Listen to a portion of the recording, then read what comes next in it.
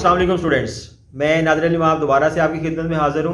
ये minerals resources of Pakistan की second video है जिसमें हम लोग फर्दर जो इसके 3 से 4 पॉइंट हैं उनको अंडरस्टैंड करेंगे, उनको मैं ईजियर बना के आपके सामने पेश करूंगा ताकि आप उसको एब्जॉर्ब कर सकें और अपने एग्जाम में as per the needs of the question उसको यूज कर सकें। तो चलते हैं अपने पॉइंट की तरफ।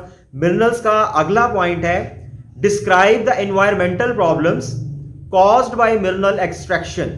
यानी जब हम मिनरल्स को डिग आउट करते हैं, हम मशीनरी यूज करें या एक्सप्लोसिव मटेरियल यूज करें, तो उसको जब डिग आउट करने के लिए हम जाएंगे तो वहां पे जाहिर है इस एक्टिविटी में आपके एनवायरनमेंट में एक चेंज आएगा। जहां से आप डिग आउट कर रहे हैं वो लैंड डिग्रेड होगी, उसकी सरफेशियल फीचर्स जो है वो डिस्टर्ब होंगे।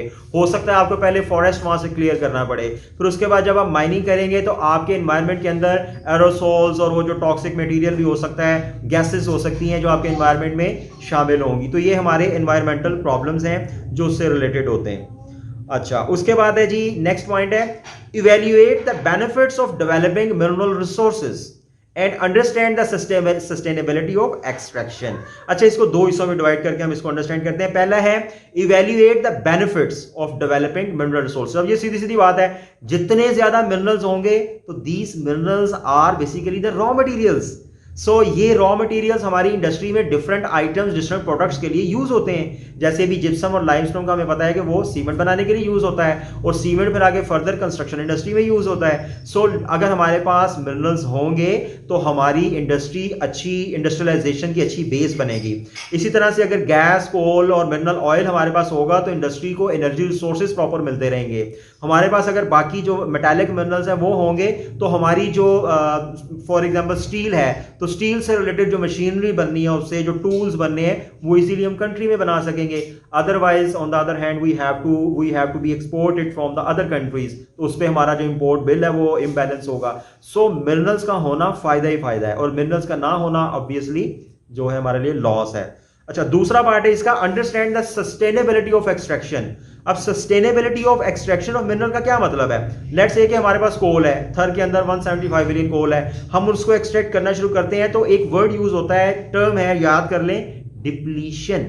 जैसे जैसे हम कोल निकालते जाएंगे कोल डिप्लीट होता जाएगा, यानी उसका रिजर्व का जो वॉल्यूम है वो कम होता जाएगा, तो उसको बोलते हैं डिप्लीशन ऑफ द रिजर्व।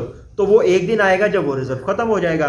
तो सस्टेनेबल एक्सट्रैक्शन क्या है कि हम तो एक तो वो निकाल रहे हैं, साथ साथ सर्च करते रहे किसी और जगह पे कोल मौजूद है पाकिस्तान में, और अगर नहीं है तो कोल का ऑल्टरनेट क्या हो सकता है, हम उसकी जगह पे गैस यूज कर सकते हैं या मिनरल ऑयल यूज कर सकते हैं या इलेक्ट्रिसिटी प्रोडक्शन के लिए कोई और जो है वो ऑल्टरनेट वे हम यूज कर सकते हैं। तो ये है सस्टेनेबल प्रोडक्शन ऑफ मिनरल्स के साथ साथ सर्च भी करते रहें और उसका ऑल्टरनेट वे जो है उसको अपने नोटिस में रखें ताकि फर्दर जो फ्यूचर नीड्स है हमारी वो पूरी होती रहे। अच्छा जी, लास्ट पॉइंट है इसका identify the main imported minerals. अब पाकिस्तान कौन कौन सा मिनरल्स इंपोर्ट करता है? सबसे पहले तो मिनरल ऑयल, हम पाकिस्तान में भी इसको एक्सट्रैक्ट कर रहे हैं, बट हमारे पास जो अपनी नीड्स का है वो तकरीबन 30-31% है, बाकी हमें बाहर से इंपोर्ट करना पड़ता है जिसके लिए डेफिनेटली हम फॉरेन एक्सचेंज पे करते हैं। कोल, हमारे पास कोल जो है वो इतनी अच्छी क्वालिटी का नहीं है, अच्छी क्वालिटी का कोल एंथ्रासाइट होता है, तो पाकिस्तान में एंथ्रासाइट कोल बहुत कम है। हमारी जो कोयटा वाली साइड पे माइंस हैं, कोयटा, शारिक या दुकी माइंस, वहां पे कुछ हद तक जो है एंथ्रासाइट कोल हमें मिल जाता है। थर का जो सबसे बड़ा कोल रिजर्व है वो भी इतना अच्छी क्वालिटी का नहीं है, वो हमारा बिटुमिनस से भी लो लेवल का जो कोल है, लिग्नाइट लेवल का कोल है, और उसको हम लोग फिर under the earth surface he gas में कन्वर्ट कर रहे हैं जिसको गैसिफिकेशन ऑफ थर कोल प्रोजेक्ट का नाम दिया गया, और उस गैस को फिर हम इलेक्ट्रिसिटी के लिए यूज कर रहे हैं। ये खैर पावर रिसोर्स में इसकी डिटेल आएंगी। तो हम लोग मिनरल ऑयल इंपोर्ट कर रहे हैं, हम लोग कोल इंपोर्ट कर रहे हैं, हम लोग गैस भी इंपोर्ट कर रहे हैं, हम लोग आयरन भी इंपोर्ट कर रहे हैं। तो ये हमारी मेजर मिनरल इंपोर्ट्स हैं जो पाकिस्तान में हम लोग लेके आ रहे हैं अपनी इंडस्ट्री को फीड करने के लिए या सेटिस्फाई करने के लिए। फिर where they come from and in what quantities, ये अब जाहिर है इसके लिए मैं आपको एक सूटेबल और मोस्ट ऑथेंटिक डॉक्यूमेंट बता देता हूं जो आपने जाके सर्च करना होगा। वो है economic survey of Pakistan. Economic survey of Pakistan की वेबसाइट पे जाइए और वहां से ये जो इंपोर्टेड मिनरल्स हैं इनकी वहां पे जो क्वांटिटीज हैं और उसके साथ फॉरेन एक्सचेंज लिखा होगा हमें कितना पे करना पड़ता है वो एग्जैक्ट, क्योंकि ये ईयर टू ईयर चेंज होते हैं, तो इसलिए मैं आपको फिगर और फैक्ट आपको यहाँ पे बताना नहीं चाह रहा, मैं आपको डायरेक्ट कर रहा हूँ towards the authentic source. Economic survey of Pakistan से आपको ये लेटेस्ट जो इन्फॉर्मेशन है वो मिल जाएगी। ठीक है, तो ये है हमारे जी मिनरल्स के पॉइंट्स जो हाफ हमने लास्ट वीडियो में कवर किए थे और आधे अभी इस वीडियो में कवर किए हैं।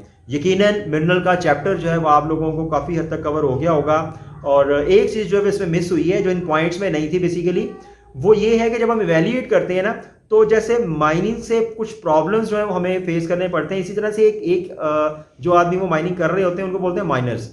उन माइनर्स के से रिलेटेड प्रॉब्लम्स हैं कि वो जब माइन के अंदर जाते हैं तो माइन की जो रूफ है वो क्लैप्स करने का खतरा होता है, वहाँ पे ऑक्सीजन की शॉर्टेज हो सकती है।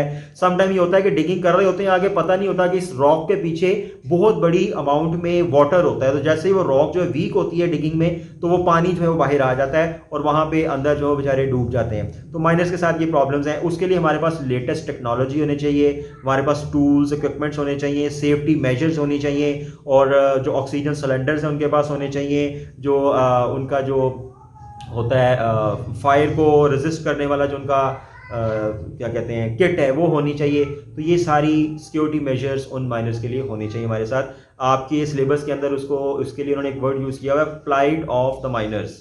कि प्लाइट का मतलब होता है खतरात, थ्रेट, कि वो जो माइनर्स हैं उनको क्या प्रॉब्लम्स हैं वहाँ पे, तो ये बेसिकली उनको प्रॉब्लम है। तो आई होप कि मिनरल्स का चैप्टर जो है वो आपको अच्छे से रिवाइज हो गया होगा इस क्विक रिवीजन वीलॉग के थ्रू। तो अब मैं एक अपील के साथ आपसे इजाज़त चाहता हूँ कि इन वीडियोस को देखने के बाद शेयर भी कर दिया करें, लाइक भी कर दिया करें, और सब्सक्राइब तो अगर आपने अभी तक नहीं किया तो ज़रूर कर दें। ठीक है जी, आपका इस वीडियो को टाइम देने का बहुत शुक्रिया। अल्लाह हाफ़िज़।